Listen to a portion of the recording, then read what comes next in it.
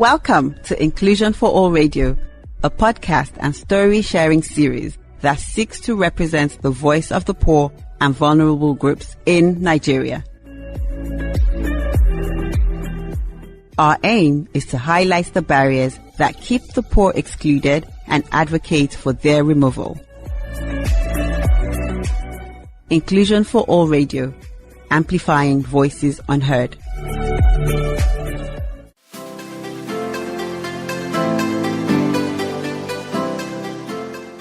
Hello, my name is Chinasa Collins-Ogbuo, and I head the Inclusion for All Advocacy Initiative at Africa Practice.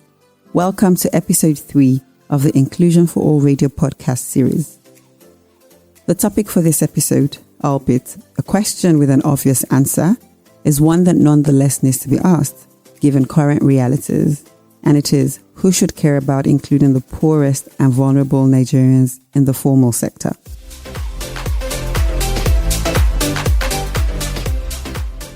More than 38 million Nigerian adults are excluded from the financial system, and 59 million do not have bank accounts. They live in some of the most marginalised and vulnerable communities in the country and are likely to be extremely poor. They're also excluded from Nigeria's identity system. According to Afina, more than 73% of Nigerians without a bank account don't have the identity documents required to open one. In December 2020, the Nigerian Communications Commission, NCC, ordered all mobile subscribers to link their NINs to their SIM cards or risk their lines being cut off. Following subsequent extensions, the federal government on the 4th of April 2022 directed the telcos to restrict outgoing calls on unlinked phone lines. As of April 2022, NIMC had issued over 78 million unique NINs, leaving approximately 131 million citizens and legal residents without ID. As at the time of the order, only 125 million SIM cards had been linked, with at least 75 million active lines estimated to have been affected by the directive. The president of the National Association of Telecom Subscribers estimates that the vast majority of those affected are people in rural communities. A useful and more accurate assessment of this situation would be revealed through data that shows who and where the affected subscribers are. On this episode, I will be joined by Adédèjì Ọlọ, whom I will refer to as Deji for the purpose of this conversation. He is the founder of Lendsqr, the lending infrastructure fintech that's powering African lenders to lend at scale. He has almost 2 decades of experience in banking, and alongside other industry veterans, he founded Open Banking Nigeria, a non-profit that drives the development and adoption of a common API standard for the Nigerian financial industry. Beyond open APIs, Deji works deeply with the fintech ecosystem and sits on the boards of Paystack and Sparkle Bank. Welcome, Deji. It's a pleasure to have you on Inclusion for All Radio. Thank you so much. Awesome. So as I mentioned earlier, the conversation today will be around who should care enough to ensure that the poorest Nigerians are included in the formal economy. And so with that, my first question to you is around your most recent venture, which is the establishment of a tech credit infrastructure that provides access to credit facilities. We find from our research that 98% of Nigerian women are left out of formal credit markets versus 97% of men, which for us is exacerbated by low education, limited decision-making power, and being in rural communities. What has your experience been with this segment of the population?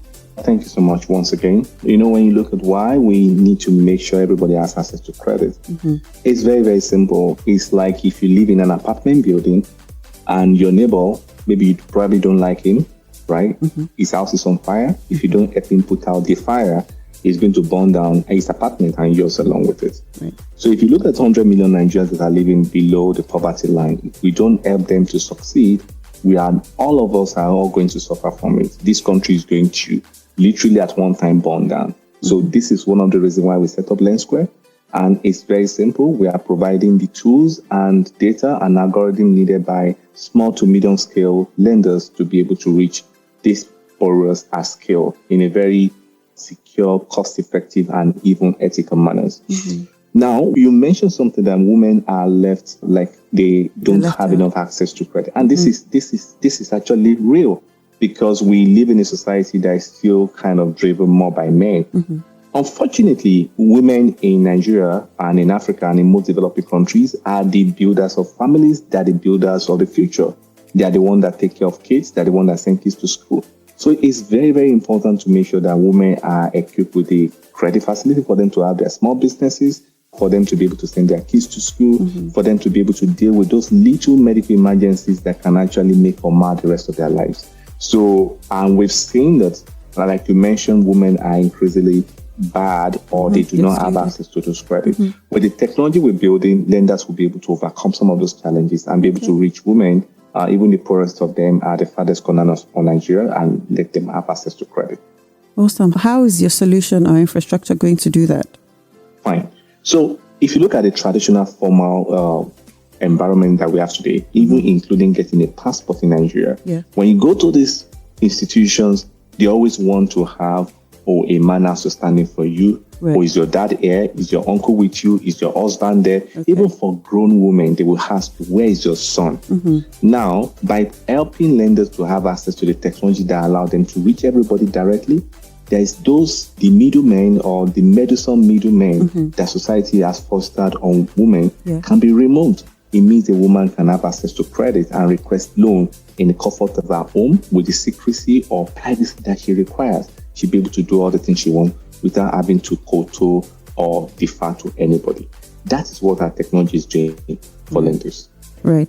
Thank you very much for that, Deji. So you see, you mentioned, your solution basically bypassing those barriers that prevent women from getting access. But in light of the work that we do at Inclusion for All and the current campaign that we're driving, which is identity ownership, and we see that it's a key enabler for inclusion into the formal economy. What role does ID ownership play in this situation or in this scenario of your own solution? So I guess my question is there an assumption that these women already own ID, or how do you bypass that as well? Oh, thank you so much again. That's an interesting question. Before now, you literally, as a woman, need a man around you to be able to do anything. Yeah. Coincidentally, when the government came around and said everybody should have the national ID, and the national ID is required to have a phone, basically it creates a framework and a situation where you have to go and decide your ID by yourself. Right. The national ID, for the first time in Nigeria, has provided an opportunity, a level playing field for everybody. Whether you're an old grandma or a young woman, you will have to get your own ID. Your father's fingerprint cannot be used for you. Your husband's picture or face cannot be used for you. Now, when you have your ID, you automatically also have access to your phone.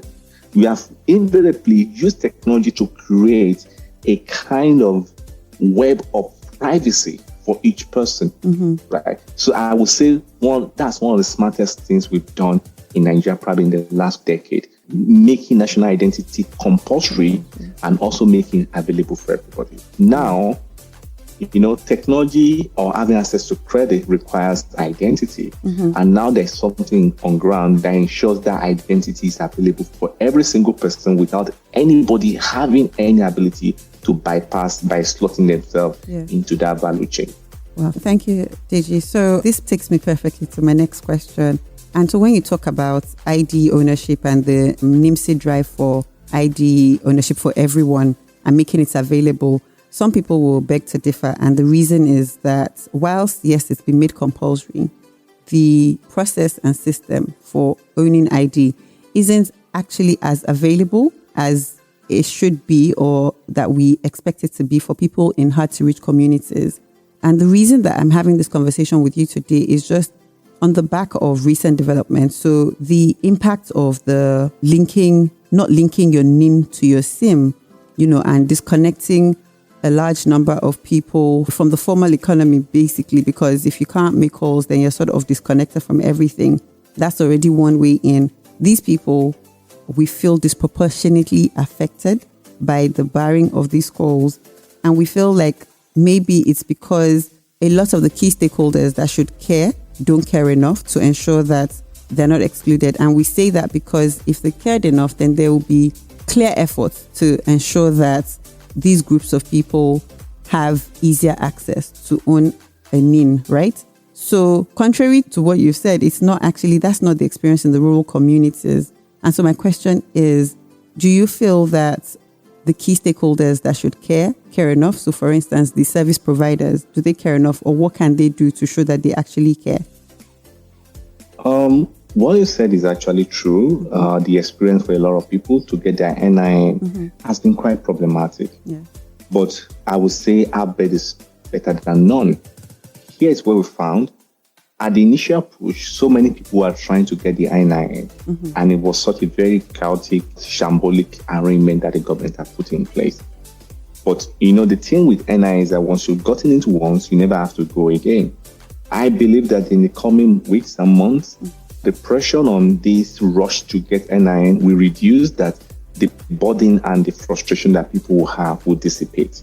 Over a period of time, it will be able to get to everybody. If you recall very well, at the beginning of telephony in Nigeria as well, in 2001, it took a number of years before this thing got to even the rural areas. So I will expect that it might also take like maybe before the end of the year or middle of next year before we're able to cover everybody properly. Look, this is Africa. I'm not trying to justify poor behavior or lack of competence, but we know it's always going to be difficult before everybody's covered. But one thing that is very sure, probably before the middle of next year or the end of next year, we can be sure that 100% of Nigerians with telephone will probably have their NIN covered for them as well. Okay, I like your optimism, and I mean that's what we would like to continue to encourage. But beyond the optimism, can we see actual, tangible, activities and efforts to make sure that happens? Okay, so I'll just go to my next question. So in a recent write-up on your LinkedIn page, you made a statement that struck me. You said being poor doesn't make you a bad borrower, and it was in response to the belief that poor and marginalized groups are not credit-worthy. So in light of the topic for this episode, what is your assessment of the efforts from stakeholder perspective to ensure that the poor Nigerians are not left out? So who should be taking responsibility to make sure that poor people, if this is the prevalent belief that, they are not worthy of credit, if you already think so, then obviously there's a mindset that already excludes them from the formal economy. Thank you for that. We have over about 100 million Nigerians that are like below poverty line. And like I mentioned, it's the responsibility of everybody to make sure they are fine. And it's not because we're doing from an altruistic point of view. If we really don't put in effort to make sure the other Nigerians are fine, we're all sitting on a keg of gunpowder. Because one day there may be a kind of society of evil or unrest that will literally destroy all of us. So we need to solve this problem, right? Now, we all believe, if you are poor, maybe because you're not smart enough, you are not good enough, something's wrong with you. And we need to remove that bias, because let's be very frank, maybe you are middle class, maybe I'm middle class. I'm lucky to have found myself. I didn't really do any exam before I was born, before I was sent to my parents. We need to be able to have humility to know that some people that are poor or not privileged, it's not their fault. They just found themselves in that place. We have to use everything we have, either individually, corporately, collectively, to make Nigeria a better place for everybody. So I think we all need to put in that effort. I also believe that the cost of providing fundamental credit to everybody at the minimum level is not killing. Look, if you look at 10 million Nigerians that have access to 10,000 naira, it's just like, wow, how much? Next to nothing. Because 1 million Nigerians have access to 10,000 naira is 10 billion, right? 10 million to 10,000 is 100 billion. We know how much we've wasted on, subsidy that never even got to the poor. So in reality, the poor don't even need that much for their lives to be transformed. So in that vein, DG, so do you think that the stakeholders that are concerned in this instance, do you think they're doing enough to ensure that poor Nigerians are not left behind in your assessment? Thinking is one thing, knowing is another thing. I know they're not even doing enough. It's not even about thinking about it. So because it's apparent like people are not getting the help they need. It's apparent that people are prejudiced. It's apparent that banks don't give out credit. It's apparent that even the lenders themselves, their interest rates are so high. It's apparent that the access to data is very expensive. It's apparent that you can't easily even get data from the telcos, for example, today, to even do basic scoring for anybody. Everything is difficult, and the poor are the ones taking the brunt. The rich guys continue to get loans. The rich guys continue not to pay back. The rich guy continue to sue governments or sue bankers, and not they just having a ball, while the poor continue to suffer. And when the poor continue to suffer and they do something maybe stupid, we turn around and blame them. Now, what we don't know is that if anybody ever found themselves in desperate situations, we don't know what we're going to do when you are faced with life and death. When you are looking at your newborn baby and you just need 10,000 rand just to take him to the hospital to make sure it's okay, you would literally do anything. Yeah. And this is the reason why I said that, look, if we love this country or even love ourselves from a selfish point of view, we do everything possible to make sure that the poor are better off. Right, fantastic. Okay, so I'll take that to be that you don't believe or you don't see that they're doing enough. So there's a lot more that can be done. Fantastic. I know they're not doing enough. Yes. Okay. So you've heard recently of the imposition of telephone tax that will be effective, I think, sometime next month. And the argument or the concern is how this will, again, further exclude poor people in marginalized communities. And we've seen that there's a growing adoption of digital financial services powered by fintechs. Do you think that this act will set back the gains that we've made in DFS adoption? And how do you think that would happen? So for me, I don't think the 2% is going to make any impact on the poor because the telcos, 2% increase is not going to be too noticeable. So if anybody is spending 1,000 naira a month, it'll be noticeable to a poor person. Any increase?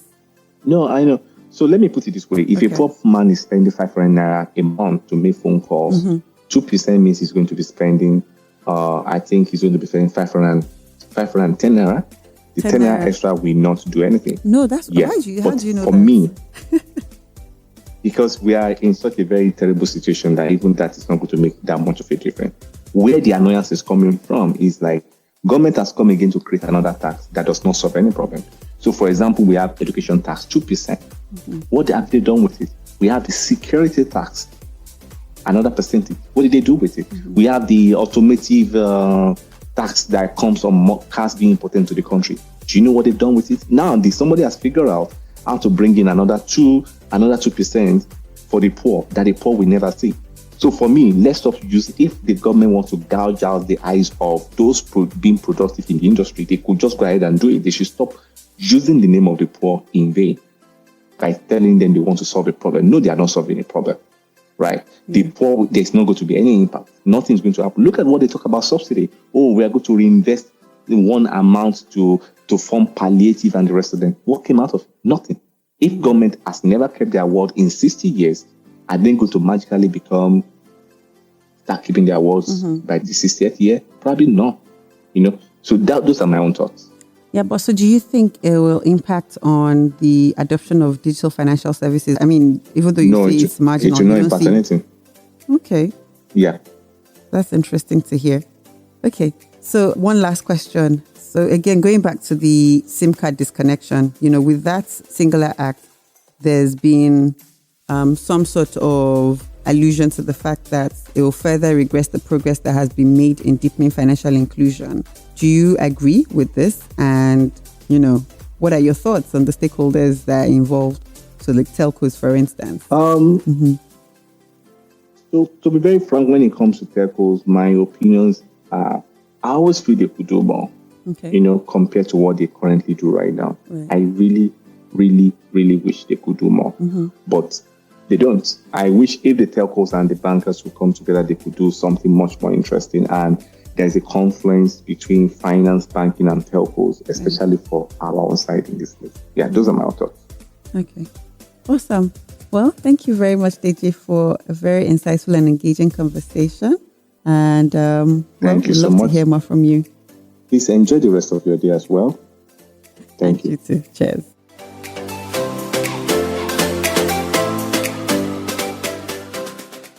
And so here's my take with my conversation with Deji. Nigeria cannot attain its full potential developmentally if a significant proportion of its population remain in the informal sector. It is therefore to everyone's long-term advantage to ensure that the poor and marginalized communities are not left out of any process that enables their inclusion into the formal sector. Identity is one of the key enablers for formal inclusion, as data shows that there is a correlation between ID ownership and poverty. In a nutshell, the ID enrollment framework needs to be designed with the poorest groups in mind and by so doing will ensure inclusion for all. On that note, thank you for listening and watch out for another episode of Inclusion for All Radio.